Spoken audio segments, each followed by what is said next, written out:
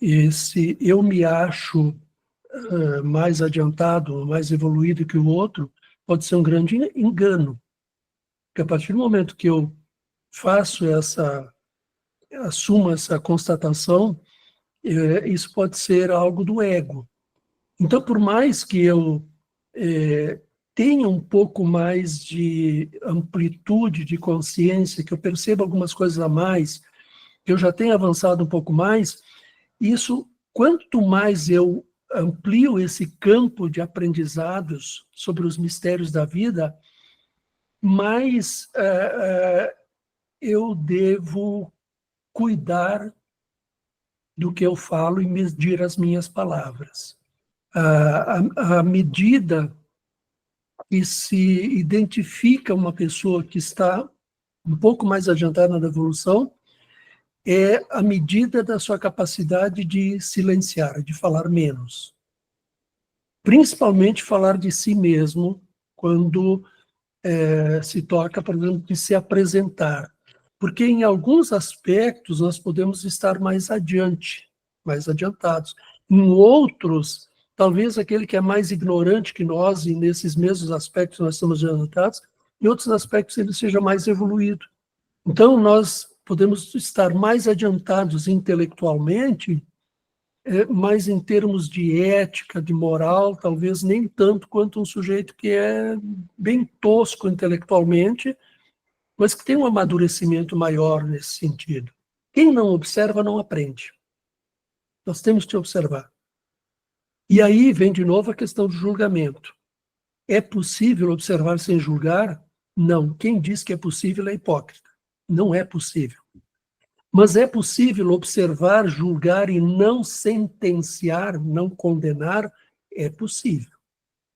Só observar. Observar para aprender. Então, quem não observa, não aprende. Eu não posso observar que aquela pessoa tem um vício, um mau comportamento, porque eu estou julgando. Eu estou julgando, sim, olha, isso não é legal. Mas eu não tenho o direito de dizer se ela está certa ou errada. Agora, se eu não fizer isso, em primeiro lugar, eu não estou prestando atenção no que a vida está me mostrando. E tudo que a vida nos mostra é para que nós observemos para nossos aprendizados. Então, o erro do outro serve para eu evitar cometer o mesmo erro, observando ele. O acerto do outro serve para eu encurtar caminhos, fazendo a coisa diretamente certa, sem passar por experimentos de tentativa, de acerto e erro. Então, a observação faz parte do jogo da vida. Então, o que nós temos que fazer, e aí é um ponto muito importante que eu coloco sempre com muita ênfase nessa jornada, o caminho do autoconhecimento é muito mais um caminho de desconstrução do que propriamente de construção. De desconstruir as ideias equivocadas que nós temos a respeito de nós, a respeito da vida, a respeito de moral, a respeito de religião, de espiritualidade, de tudo que nós aprendemos, muitas coisas de modo errado. Então, é um trabalho muito mais de desconstrução dessas coisas. Porque a moral é uma coisa importante. Moral, ela é um conjunto de regras que norteiam as nossas atitudes, nossos comportamentos dentro de uma sociedade, dentro de um grupo, dentro de uma nação, enfim, no convívio social. E é muito importante a moral. Mas a moral, ela evolui para a ética. Então, na medida em que nós vamos nos tornando mais conscientes de nossas responsabilidades, nós vamos dependendo cada vez menos das regras que dizem, olha, isso é certo, isso é errado, isso você pode fazer, isso você não pode fazer. Eu não preciso mais consultar os manuais externos para saber se é certo ou errado. Eu vou consultar o meu manual interior, que é a minha consciência, a consciência ética. Então, muita moralidade, muita moral que nós absorvemos, que se tornou moralidade. Qual é a diferença entre moral e moralidade? É um mero jogo de palavras. É um mero jogo de palavras. A moral é o conjunto das regras. A moralidade é a hipocrisia dentro da moral. Aquela coisa que nós vemos assim, muitas pessoas que são pregadores da moral e até pregadores da palavra de Deus, que vestem ternos impecáveis, mas nós não queremos chegar perto das suas cuecas porque vai cheirar mal, né? Isso é um moralista. Isso é a moralidade hipócrita. Ninguém pode ensinar aos outros aquilo que não fez em si mesmo. Então, esse é o meu limite, é a minha limitação. Eu só posso ensinar para vocês aquilo que eu já transformei em mim, aquilo que eu já trabalhei em mim, aquilo que eu já experimentei. Além disso, é só teoria. Claro, eu preciso usar teorias para mostrar o caminho. Mas quando se trata de dizer, olha, isso funciona isso funciona dessa maneira, eu só posso ir até onde eu fiz. A vida é uma grande magia. A vida é algo mágico. É algo que nós não compreendemos. E aí é muito fácil a gente se embrenhar nesse terreno obscuro da magia para obter vantagens, seja quais forem, sejam vantagens espirituais, sejam vantagens entre humanos, negócios, relacionamentos, essas coisas mais. Hoje ainda se pratica muito a magia no sentido, por exemplo, de amarração. Se as pessoas soubessem o que é isso e quais as consequências que virão karmicamente, não fariam essas bobagens. Eu tenho uma verdadeira ojeriza com magia. Eu tenho a sensação que eu pratiquei muita magia em outras encarnações. Eu tenho muito cuidado com todo tipo de magia, mesmo com magia branca, mesmo com a magia do bem. Porque uma vez que interfere nas leis naturais, as leis da física, as leis de Deus, as leis universais, nós não sabemos até onde o efeito pode ir. E o que para nós pode ser um efeito benéfico no nosso entendimento, nós não sabemos como será lá adiante, se será benéfico ou maléfico. Liberdade, que é o título do texto, né? Onde eu coloco já uma primeira pergunta: somos realmente livres? Né? Será que nós somos realmente livres? Então vamos ver o que os dicionários nos dizem a respeito de liberdade. Né? Liberdade é um conceito amplo e fundamental, com várias nuances dependendo do contexto filosófico, político, jurídico, pessoal, etc. É bem complicado, é tanto complicado o contexto de liberdade ou o significado de liberdade quanto é da vida. O que é liberdade? Será que eu sou um ser plenamente livre? Até onde eu sou livre? Até onde vai a minha liberdade? Será que liberdade é eu fazer o que eu quero, quando eu quero, como eu quero? Será que isso é liberdade? Ou será que isso é apenas um impulso de alguns condicionamentos? Porque geralmente quem age dessa maneira age dentro de determinados condicionamentos. Sejam eles ideológicos, sejam eles religiosos, sejam eles políticos, sejam eles o que for. Agem dentro do contexto de algum condicionamento. O estado ou condição de quem é livre é a ausência de submissão, servidão, coação ou constrangimento externo. Alguém de nós é livre dessa maneira? Será que nós conseguimos realmente viver sem nenhum tipo de submissão, servidão, coação ou constrangimento dentro da nossa sociedade onde nós vivemos? Observe o que está acontecendo na nossa sociedade, no mundo. Quanta pressão, quanta coação, quanto constrangimento nós estamos sofrendo. Ah, nós somos livres. Somos livres. Vivemos uma democracia. Democracia é um outro nome para uma outra forma de ditadura. Nada mais do que isso. É uma liberdade relativa dentro de uma ditadura relativa. Isso é democracia. Conceitualmente, não é isso. Na prática, é isso. Conceitualmente, a democracia é um discurso muito bonito. Capacidade de agir por si mesmo. Autonomia, autodeterminação, o poder de escolher e agir de acordo com a própria vontade ou razão, sem ser impedido por forças externas ou internas, como vícios ou compulsões em alguns contextos filosóficos. Será que nós estamos nesse padrão de liberdade já? Será que nós temos essa autodeterminação, essa autonomia? E o que é autonomia? Até onde vai a minha autonomia? Autonomia e autodeterminação estão relacionados com autoconsciência, com autoconhecimento. Mas até onde que nós temos isso desenvolvido? Independência, estado de não depender de outros. Será que nós conseguimos não depender de outros? De alguma maneira, nós sempre dependemos. Direito de exercer liberdades. No contexto político e social, refere-se a um conjunto de direitos garantidos que permite aos indivíduos expressarem-se, reunir-se, escolher seus governantes, praticar sua religião, etc., dentro dos limites da lei e do respeito aos direitos alheios. Exemplos incluem liberdade de expressão, liberdade de imprensa, liberdade religiosa, liberdade de ir e vir. Até onde vai a nossa liberdade? Tudo isso aqui está falando de liberdade externa, exterior. Dentro da religião, a religião me liberta do quê? Enquanto estou aprisionado por dogmas, eu estou exercendo a minha liberdade?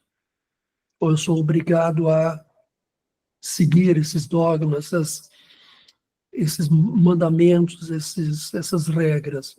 Então, liberdade é uma ideia ainda muito vaga para nós do que é realmente liberdade. No entanto, nós temos que considerar os planos relativos de liberdade. Porque assim como a vida é um plano desconhecido para nós, e nós vamos conhecendo esse plano da vida na medida que nós vamos evoluindo, a liberdade está associada à vida, e da mesma maneira nós vamos aprendendo a ser livres a partir das nossas estruturas interiores, a partir da nossa postura interior, a partir dessa liberdade interior, e nós vamos aprendendo a exercê-la nos nossos comportamentos na vida, né? Porque, na verdade, é isso. Fala-se tanto em liberdade, fala-se tanto em evolução espiritual, fala-se tanto em expansão da consciência, mas o que é tudo isso, se não apenas tornar-se consciente do que está, do que é, do que somos, do que existe, do que... O processo do autoconhecimento é um processo que começa com o estudo, parte para o autoestudo e para a autoobservação. Então, quando se fala de tornar-se mais consciente, significa desenvolver a capacidade de observar melhor e estar consciente. Nós estamos inseridos num contexto social, num contexto de mundo, num contexto de cultura, num contexto multicultural, multifacetado, em todos os aspectos ideológicos, de tudo que a gente... Não tem como não sermos afetados e contaminados por esses contextos. Então, qualquer um que fala numa liberdade total, eu sou livre, eu faço o que eu quero, eu penso como eu quero, tal, é pura fantasia. A verdadeira liberdade é uma questão de estrutura interior, da capacidade de observar, né? Teve uma parte do texto ali, agora deixa eu ver se eu encontro. Aqui, ó. Ser livre não significa fazer impulsivamente o que se deseja, mas sim ter o discernimento de como agir e em que circunstâncias é apropriado fazer. Ser livre é isso, é a capacidade de ver as coisas como elas são e lidar com elas, com essa nossa estrutura interior, não obedecendo a condicionamentos impostos de fora, mas com o nível de consciência que nós temos desenvolvido. Então, ela é sempre relativa, essa liberdade ela vai ser sempre relativa. Hoje, ela tem um tamanho da cabecinha do alfinete. Amanhã, ela vai ter o tamanho de 2 cabecinhas de alfinete. Ela vai se ampliando na medida em que nós vamos ampliando a nossa capacidade de observar, a nossa consciência. Eu acho que é essa a questão da liberdade, né? Não é uma questão de ser livre como se conceitua por aí. É uma questão de consciência. É uma questão de estar presente. É uma questão de observar até onde eu posso ser livre, até onde eu posso pensar com o mínimo de contaminação dos contextos onde estou inserido. Porque se nós prestarmos bem atenção, as nossas ideias são replicações de ideias que nós absorvemos. Então, eu tenho um certo aculturamento que vem da onde eu estou inserido, da família onde eu nasci, da sociedade onde eu me criei, fui educado e convivo. Eu tenho esse aculturamento e isso forma um caldeirão e as minhas ideias, por mais originais que elas sejam, por mais inspirações superiores que sejam, por mais intuições que sejam, sempre passam por esse filtro e são contaminadas por ele. Então, veja como nós vamos sendo condicionados com certas coisas e aí achamos que somos livres pensadores, e não somos. O que é a ética se não a consciência desperta? Então, realmente, essa liberdade verdadeira, nós vamos conquistando ela, nós vamos ampliando ela, ganhando mais espaço de liberdade, que é a liberdade interior, na medida em que desenvolvemos a ética. Porque a ética é a culminância da evolução da moral. Como eu falei antes, né, a moral é aquele conjunto de regras que norteiam as nossas ações, que nos colocam dentro de um contexto, vamos dizer assim, justo e correto, né, de obediência a essas regras, mas isso é um contexto educacional, onde nós vamos sendo educados espiritualmente para desenvolver a consciência, até chegar ao ponto de que nós não precisamos mais das regras para saber o que é o bem e o que é o mal, o agir bem e o agir mal. E esse agir bem, dentro desse contexto de consciência, é ética. A liberdade está intrinsecamente ligada à ética. Eu vejo com dois lados. Um lado é a questão seguinte, e aí eu faço a pergunta: por que você despertou esse interesse? Teve alguma coisa dentro de você que te cutucou. Então, tem um movimento interno, aquilo que eu falei em tom de brincadeira nos encontros passados, o bichinho, né, a centelha. Por outro lado, tem o nosso autocondicionamento que começa a nos cobrar. Não, você tem que. E quando entra o tem que, já a coisa começa a ficar complicada, porque você começa a se sobrecarregar de obrigações e cobranças por resultados, por qualidade, por quantidade da coisa. Então, aquilo que eu falei antes, o processo do autoconhecimento é muito mais um processo de desconstrução do que de construção. Então, precisa desconstruir essa ideia do tenho que e simplesmente ir para dentro, como você fez. Vai para dentro. E se observa, não precisa fazer nada. Eu sempre digo, não precisa fazer, nós não precisamos fazer nada.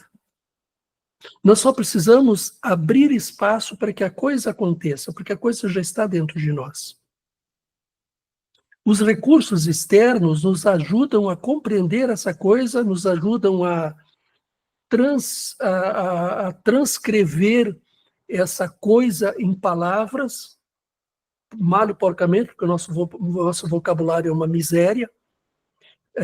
Esses sentimentos, essas sensações internas, esses impulsos internos da mônada, da consciência profunda, da centelha, do bichinho, são difíceis de serem traduzidos em palavras. Mas nós temos essa sensação profunda interna, esse chamado. E aí, esse sentimento lá profundo, ele começa a ser interpretado e associado a um conjunto de regras de moral, de obrigações que nós estamos acostumados na vida. Eu tenho que acordar todos os dias às 7 horas para começar a trabalhar às 7h30 para almoçar ao meio-dia e encerrar meu expediente às 18 horas e assim por diante. Por que eu não posso acordar às 6h30 ou às 7h15 ou 7h30? Por que eu não posso variar? Por que eu não posso me permitir experimentar nuances e variáveis dentro desse contexto de aprisionamento, de crenças, de dogmas que eu aceito como verdades? Então, quando você tem esse chamado e começou em você, porque senão você não estaria aqui, começou a despertar esse chamado interno, a mona da consciência profunda, a centelha começou a te chamar, né? A te cutucar, acorda, Amanda, acorda.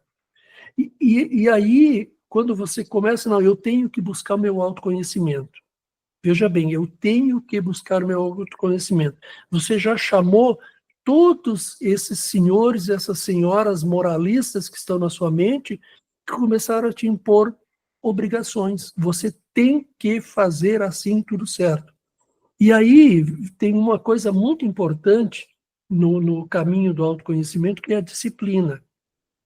E nós temos uma ideia, muitas vezes, equivocada da disciplina, achando que ela é um conjunto de regras rígidas que nós temos que obedecer, como uma disciplina militar, por exemplo. E não é isso. Disciplina é uma das mais belas manifestações de liberdade, porque eu escolho seguir a um mestre. Que mestre é esse? Meu mestre interior, um mestre exterior, um mestre espiritual, não importa. Eu me disponho livremente. Disciplina vem de discípulo, aquele que segue o mestre, aquele que aprende com o mestre. Então, esses condicionamentos precisam ser desconstruídos. O autoconhecimento é muito mais uma desconstrução do que uma construção. Porque essa construção interior, ela não é um fazer externo.